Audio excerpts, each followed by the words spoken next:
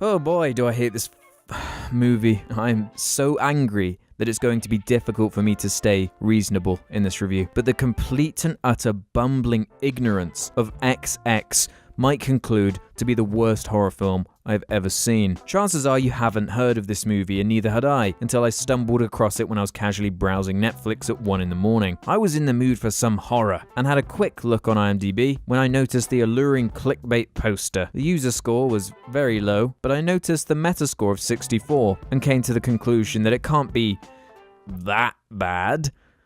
Surely.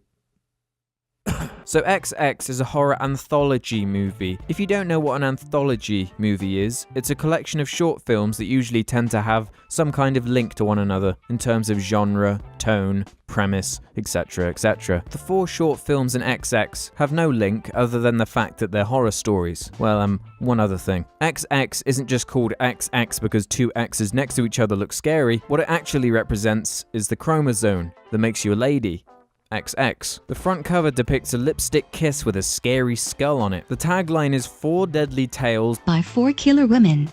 That's the gimmick of the movie, that the 4 stories were all directed by women and all supposedly offer a unique female perspective. I'd argue that when you actually sit down and watch each of the short films, that this premise is not used as a crutch at all, really. In fact, if the marketing didn't make it abundantly clear that this is some kind of feminist thing, then I doubt you'd even notice. I found an incredibly awkward interview where some of the directors of the segments all talk about how everyone hates women or whatever, and it made me wonder if the claim that we noticed women being passed over for all of the jobs and all the other anthologies that were coming out, and so we decided to make one of our own. So XX was created in direct response to the lack of opportunities for women in film, particularly in the horror genre. Was actually true. I realized that there are far more men working in film than there are women, but the claim that horror movies don't offer opportunities for women seems a little strange to me. In fact, some of the most influential horror films have women as the main characters, or at least really important characters. But let's not split hairs over this, because honestly, I didn't even think about this film's gender while watching it. Now, obviously, I do not care what gender the director of a movie is. In fact, I care more about making a video on Mars bars more than caring about that. And I really don't care about making a video on Mars bars at all. So please take note that this is not an attack on this project simply because it's empowering women in this medium. That is not the problem at all. In fact, it's a decent idea, because there are clearly not enough female directors working in film today. Who are the most popular male directors alive at the moment?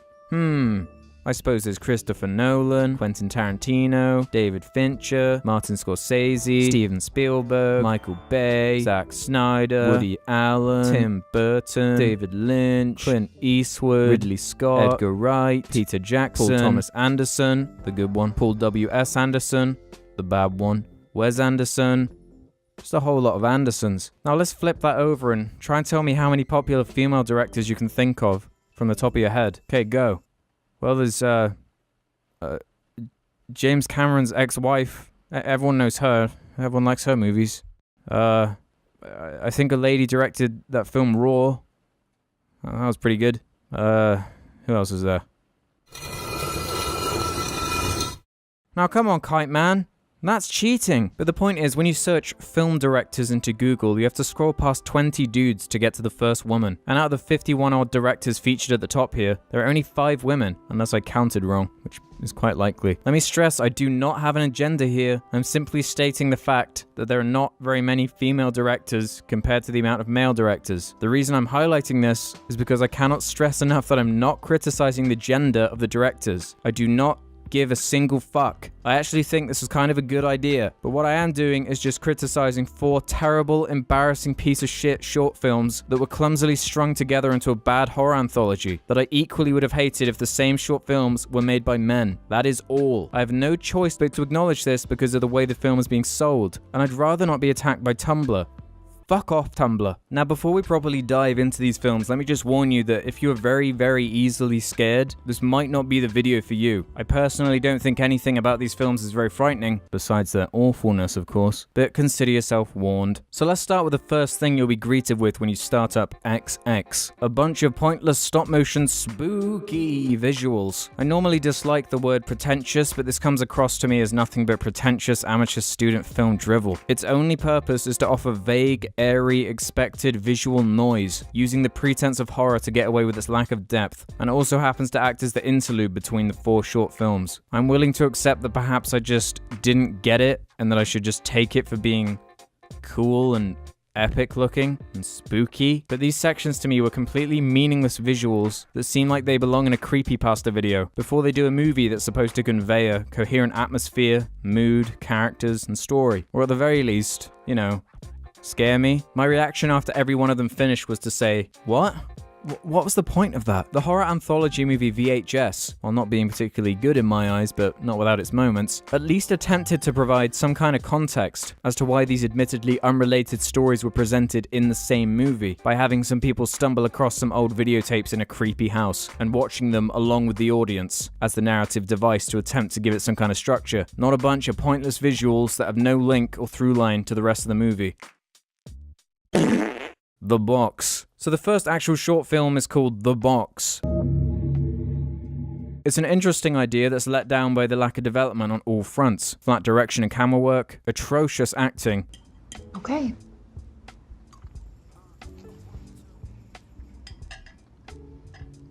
And the ultimate frustration of it not being remotely scary. The basic premise is that while a family are on a train, a creepy guy who looks a bit like the late Robin Williams sits next to them with a big red present. The kid asks, "What's in the present?" And the guy lets him have a peek. You do not get to see what's in it. I wish I knew what was in it. Later on, when the family are at the dinner table, the kid who looked in the box says he's not hungry. You, not hungry. You're always hungry. You know, to give it a little credit, the little girl is surprisingly decent for a kid actor in this scene. In other scenes, she's pretty bad though. So I don't even know why I stopped this review to even make this point. To be honest, the main problem is the awkward, clunky dialogue and the bizarre way it's delivered. Sure. But I want those teeth brushed. Yeah, Dad. So as time goes on and we have more and more and more dinner scenes, we notice that the little boy is refusing to eat anything, even spaghetti, which he loves. You love spaghetti. I wonder if all this had anything to do with the suspicious-looking guy with the red present. Days pass and they don't take him to hospital, they just get angry at him. God damn it, will you just eat? I'm not hungry. Then they finally take him to the doctor after he hasn't eaten for 5 days, and he says that he should eat because there are people starving all over the world. Gotta eat, Danny. Why? Well, there's people starving all over the world. Don't you think you should lead with, because Danny, you need energy to fuel your body so you don't waste away and die? Not, because Danny, a poor African child could have eaten that delicious pizza that went to waste. You should feel guilty about that, Danny. And you say he hasn't eaten in 5 days? Absolutely nothing. As you can see, the dialogue really is the ultimate weakest link here. A genuinely interesting premise becomes instantly laughable when the very words the characters are saying are making you roll your eyes. The doctor asks why they waited so many days to bring him to hospital, and the only response is, I don't know. wow, what great parenting. The mum overhears the kids whispering to each other, which leads to the little girl now refusing to eat as well. She says she's not hungry. Why? I don't know. I wish I did. Are you taking any of this seriously? Of course I am. I'm their mother. And the award for the most ham-fisted dialogue that no one in reality would ever say goes to... I'm their mother. The dad gets really fed up, and the kid whispers the secret truth about the box to him. Please tell me.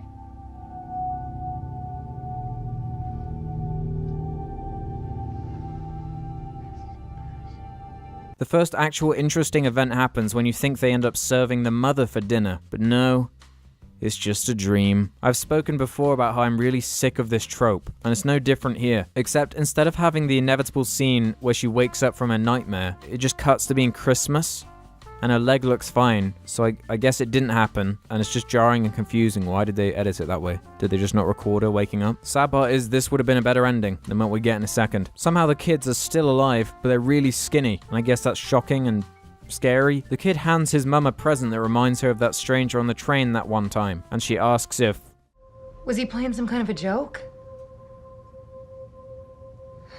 Is this some kind of a joke?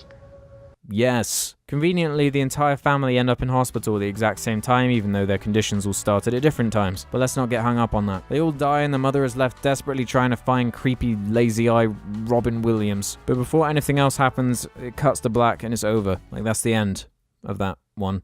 Yeah, I know. You have to ask yourself what the point of that was. I believe that they made this with the intent of it being scary, but the box isn't scary. My elbow is scarier than the box. The only remotely frightening thing was when the family were eating the mother, and that didn't even happen. So when not a single element of this short film succeeds in either horror, acting, message or moral, presentation, pacing, storytelling, or just about every element that makes up a short story or makes it effective, why on earth would I ever recommend it? The answer is I don't, because it's lame. Just completely lame. But nothing in the whole entire world is quite as lame as the next short film in this anthology.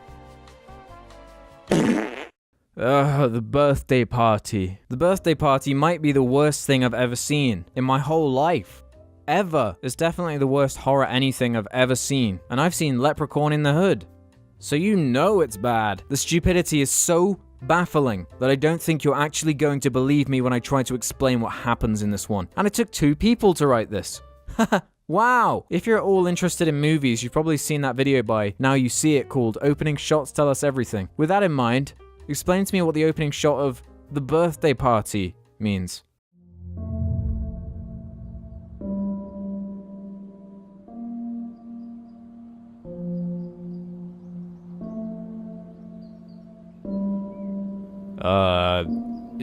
She's sleeping in the middle of the day for some reason.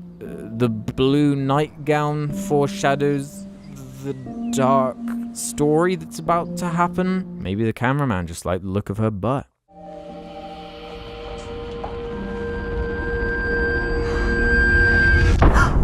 That was so unbelievably unnecessary that it does nothing but highlight exactly why so much of modern horror completely relies on predictable, boring jump scares that make no sense. Because take that out and what would be scary? Nothing. There's nothing scary about this. Wow, this well-lit shot in a fucking kitchen. Wow, so scary. You don't have to do anything. You just edit in a loud noise and boom! Everyone is losing their minds.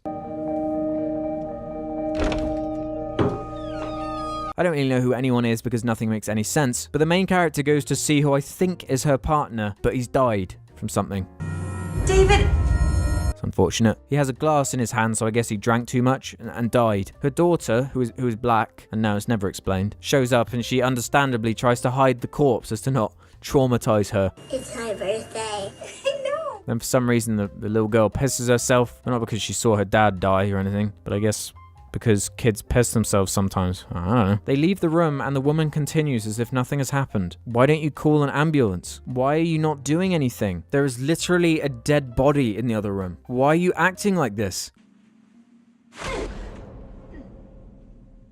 What the fuck even happened there? How was that a scare? That wasn't even a fake out scare. It just has no logic in terms of anything that makes sense. She starts crying and I just want to know why she hasn't called an ambulance yet. What is she fucking doing? I can't feel sympathy for you if you're just a massive idiot. She goes back to the corpse and finds that he took some pills to kill himself. Okay. That still doesn't change anything. Why is she still not phoned an ambulance? She sees someone coming. Oh no, what would the logical thing be to do in this scene? Oh, I know. Let's pick up the body and hide with it in the closet. That won't be suspicious at all. Why?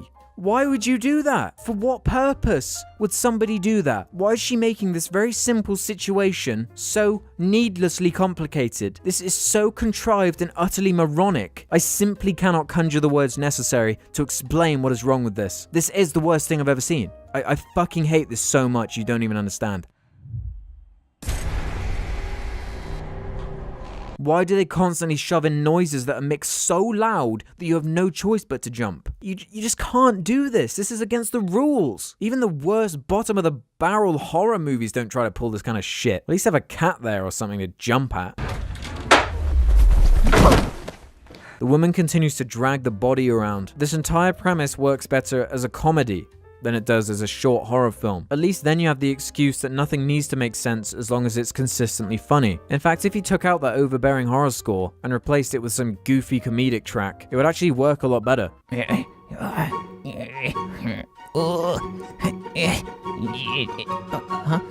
Oh no. Oh. Mommy, where are you, Mommy? Mommy, hello?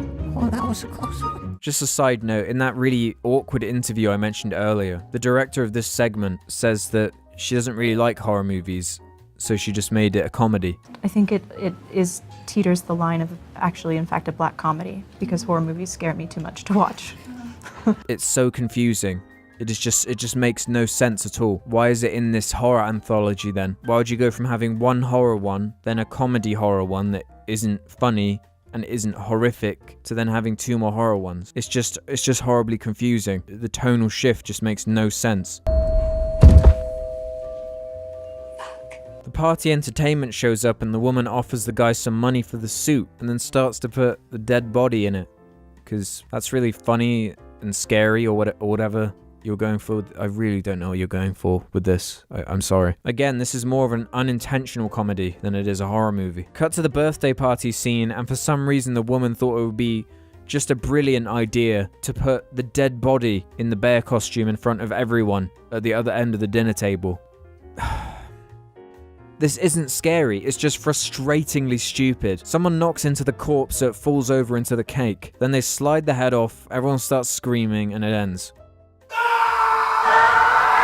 First off, why would they all automatically assume that he's dead and not, say, passed out from drinking or overheating in that hot outfit? I have no idea. Maybe the setup could work if he looked like a disgusting, rotting corpse, but that would be way too much effort for this drivel. And that's really where the problem lies. There would be a way to make this premise entertaining. The same could be said about any of the stories in this anthology, but unfortunately the execution is so sloppy and clearly rushed that every little detail makes no sense whatsoever. This section is by far the worst one of the four. Like, I'd be surprised if you sat looking at this video right now, wasn't equally as baffled as me, just like, what are you talking about? There has to be more. You have to explain what was happening there. I'm sorry, I can't. It just makes no sense. I'm so fascinated by how awful it is that I actually think you should go out of your way to load this up on Netflix, if it's on there depending on your country, just so you can watch this segment in particular for yourself, to really understand how muddled and confusing it is. It is completely baffling. I really feel like I'm missing a crucial piece of the puzzle here, but the more you try to analyze it, the more confusing it becomes. I really do hope to God this was just made in an afternoon and all improvised on set, because this is truly god awful. And then after the end title card, they make a little joke about the alternate title being The Memory Lucy Suppressed from Her 7th Birthday, teehee, and that it wasn't really her mum's fault, teehee. Which is complete bullshit, because what I just saw were the actions of an insane person who chose to put a corpse in a panda costume in front of an army of children. It was entirely her fault. Every single thing that happened was 100% a result of her piss poor, awful decision making, aka it was her fault. It is not a comedy anthology. You can do dark comedy, you can do horror with funny elements in it, but this fails not only at being a horror, but also at being a comedy. Whatever. Either way, it failed in every aspect possible, and I simply can't talk about it for any longer without getting angry. For some reason, I didn't think to look until way afterwards at who directed each segment, but it turns out the singer St. Vincent was in charge of this one. So as a first-time director, it probably explains why this is so utterly terrible. It might be a good idea to stick with the music, mate. Don't Fall. Don't Fall is by far the best of the four, but that really is not saying much. It's the only one that delivers on the kind of experience you would hope to see on something like this. Some unlikable idiot young people go exploring in the desert somewhere and all end up being killed by a creature. Great, fantastic, that's all I want from the 20 minutes you have to develop anything. Apart from having a terrible name and also having one of the worst lines of dialogue I have ever heard. This is so fucking epic, right?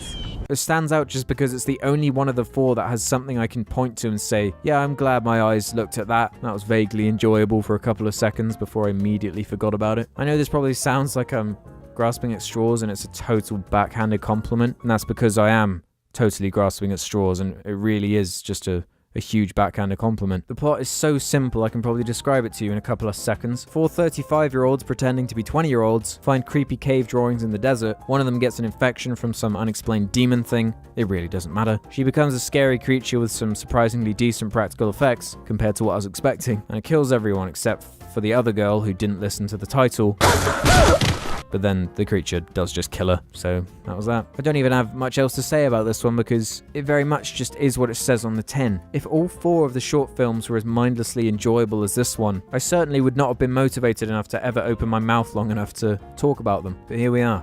We don't live in that universe. I wouldn't say this is anything particularly interesting, but I would be okay with seeing something like this fully developed into a 90-minute monster movie or something. Because apart from The Hills Have Eyes, I can't really think of many horror movies that take place in a desert, which to me could be quite a creepy setting if done correctly.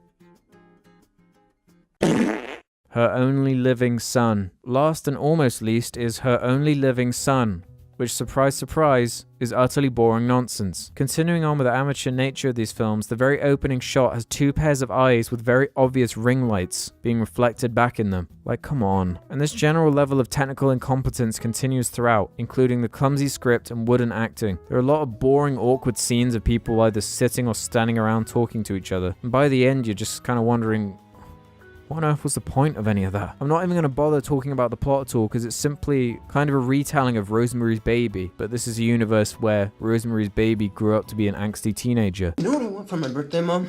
Privacy. I want some fucking privacy! Wow, what a great, fantastic idea. But this is without any depth, character building, creepiness, mystery or suspense. Why you would even bother to attempt to retell a story which has been done so much better than you ever could in a 20-minute segment at the end of a cheap horror anthology, I'll never know. But out of the 4, it's the most forgettable, partially because hardly anything of interest happens, but also partially because by this point you're so exhausted from the constant barrage of garbage, you just kind of want it to end. Conclusion. Ultimately, XX is a failure beyond anything I could have ever anticipated. If this movie was designed to highlight the talent of female directors out there, well, I'm afraid it didn't really work. You know that people of any gender are capable of making both great and awful films, right? Luckily, the whole feminist slant wasn't really that intrusive and it didn't really annoy me at all because I barely noticed it. But when you have one of the short films being abysmal beyond words, 2 being pointless and awful, and only 1 being slightly passable, there really is nothing of quality to recommend here. And the things you can point out as being quality, you could very easily find in spades and countless other examples in this same genre. All I wanted when I went on this fucking bullshit on Netflix at 1 AM was to see something a little bit creepy or horrific, as the premise promises. But the only thing that ended up being horrific was the incompetency of the direction, theming, storytelling, and just about everything else that makes up a compelling piece of visual goddamn media. If you want to have a good hearty laugh, make sure you go and read the Metacritic reviews for XX. It has some of the most ridiculous hyperbolic critic bullshit I've ever seen in my entire life, and that's saying something. I really do not give a fuck who made the movie. I only give a fuck if it's good or not. Make sure you use the link in the description to see where this film fits in my Search for the Worst ranking list. And why not check out the Search for the Worst playlist, which at this point is full of endless videos about movies of all different qualities, both better and worse than XX. Thanks for watching, and I'll see you in the next video. Bye!